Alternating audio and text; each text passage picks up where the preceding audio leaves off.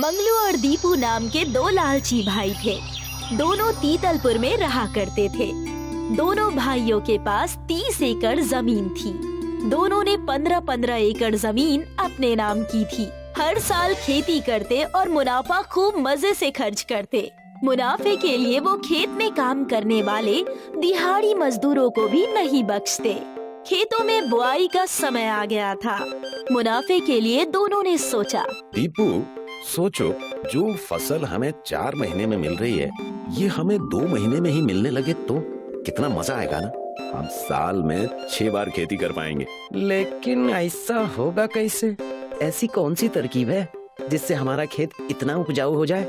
इसके लिए हमें सरपंच जी के पास जाना होगा। वो इस चीज का उपाय जरूर जानते होंगे। तो देर किस बात की, चलिए सरपंच जी के पास।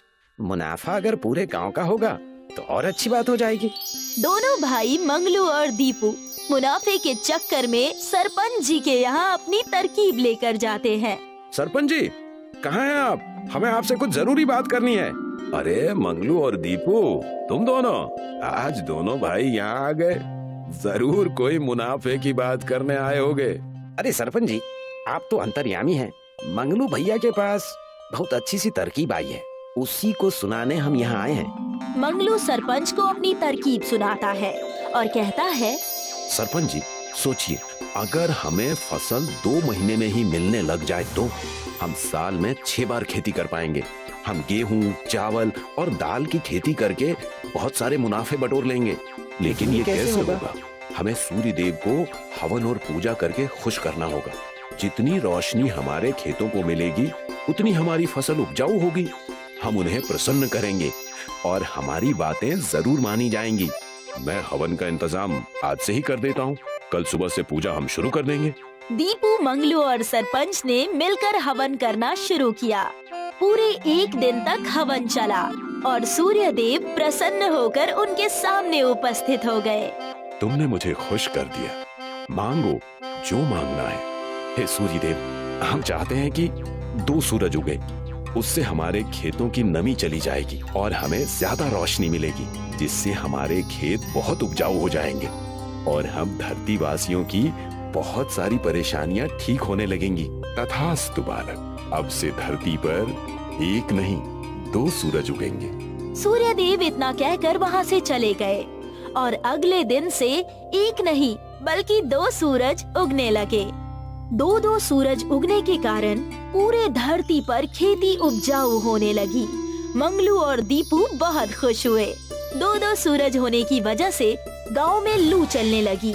आसमान से मानो आग का गोला गिर रहा हो, इतनी गर्मी होने लगी।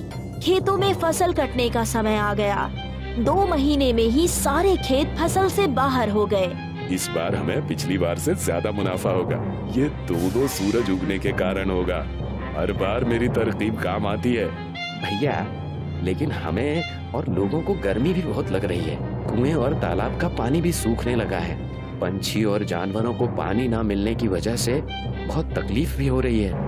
ओफो, अब जब मुनाफा होगा तो कुछ ना कुछ बुरा तो होगा ही। इतना तो प्रकृति का नियम होता ही है।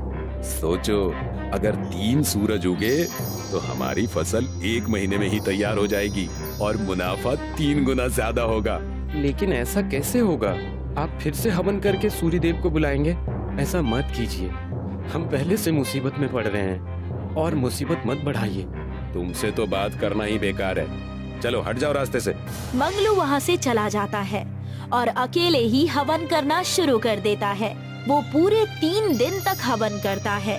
तीसरे दिन सूर्य देव प्रकट हो जाते हैं। तुम्हें क्या चाहिए पुत्र? मैं तुम्हारी भक्ति से खुश हो गया। मांगो जो मांगना है। क्या आप धरती पर 3 सूरज उगा देंगे? इससे हम धरती वासियों का और मुनाफा और मदद होगी। सारी परेशानी खत्म हो जाएगी। तथास्तु बालक, अब से मैं 3 बार उगूंगा। धरती लोक पर 3 सूरज नजर आएंगे। दूसरे ही दिन 3 सूरज दिखने लगता है। लोगों का गर्मी के कारण बुरा हाल हो गया। पूरे गांव वाले मंगलू और दीपू से परेशान हो गए। 3-3 सूरज की वजह से मानो आग की बारिश होने लगी। लोग परेशान होने लगे। नदी और तालाब का पानी सूखने लगा। सारे बर्फ पिघलने लगे। ज्यादा गर्मी होने की वजह से लोग घर पर ही रहने लगे। बाहर परिंदा भी नजर नहीं आता था। मंगलू भैया, मुझे पता है ये सब आपका ही किया धरा है। देखिए पूरी धरती कैसे परेशान हो रही है और आप हैं कि यहाँ बैठे हैं। बहुत बड़ा अनर्थ कर दिया है आपने। कौन सा अनर्थ? फसल का मुनाफा तुम्हें भी तो हुआ, तुम क्यों इतना चिढ़ रहे हो? अगर इतनी गर्मी रही तो हमारा पूरा खेत बंजर हो जाएगा।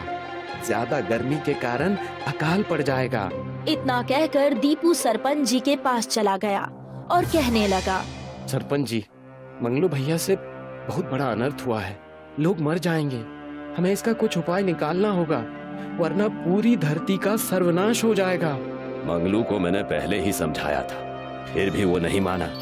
अब हम सब गांव वालों को हवन करना होगा, तब कहीं सूर्य देव आएंगे और इसका समाधान करेंगे। सरपंच जी ने पूरे गांव को जमा किया और हवन के बारे में समझाया और कहा, हम सबको एकजुट होकर सूर्य देव को खुश करना होगा। अरे मंगलू के मुनाफे के चक्कर में हमारे जीवन का घाटा हमें नजर आ रहा है। सरपंच जी, बात बिल्कुल सही है। हमें इस चीज का नुकसान और नहीं सहना। हमारे घरों में बस एक टंकी पानी बचा है, वो खत्म हो जाए उसके पहले हमें ये सब ठीक करना है। बिल्कुल ठीक कह रही हो तुम। चलिए सरपंच जी, हवन की तैयारी करते हैं। पूरे गांव वालों ने मिलकर हवन करना शुरू कर दिया। दीपू के साथ मंगलू भी वहां पर आ गया। हवन शुरू होने की कुछ ही देर में सूर्य देव वहां पर आ गए और उन्होंने कहा, बताइए क्या परेशानी है? पूरे गांव ने मुझे पुकारा। सूर्य देव को पूरे गांव वालों ने नमन किया और सरपंच ने कहा, हमें माफ करिए गुरुवर, हमसे गलती हो गई। हम फिर से पहले जैसी धरती चाहते हैं, जहाँ सिर्फ एक ही सूर्य हो। मंगलू अभी नादान है, मुनाफे के लालच में कई चीजों का सौदा कर बैठा। अवश्य, मैं ये बात स्वीकार करूंगा, लेकिन एक शर्त पर। कैसी शर्त? कैसी शर्त? अब से कोई भी ऐसा दोबारा नहीं करेगा, ना लालच में आकर, ना किसी मोह माया में फंसकर। मैं मंगलू को माफ कर दूंगा और सब पहले जैसा कर दूंगा। हमें ये बात मंजूर है सूर्य देवता, हम आइंदा कभी ऐसा नहीं होने देंगे। सूर्य देव ने मंगलू को माफ कर दिया। फिर से लोग खुशी से जीने लगे। पंछी उड़ने लगे, जानवरों का चहल पहल शुरू हो गया, हरियाली आ गई। मंगलू और दीपू ने कसम खाई कि दोबारा लालच कभी नहीं करेंगे। पूरा गांव खुशी खुशी रहने लगा।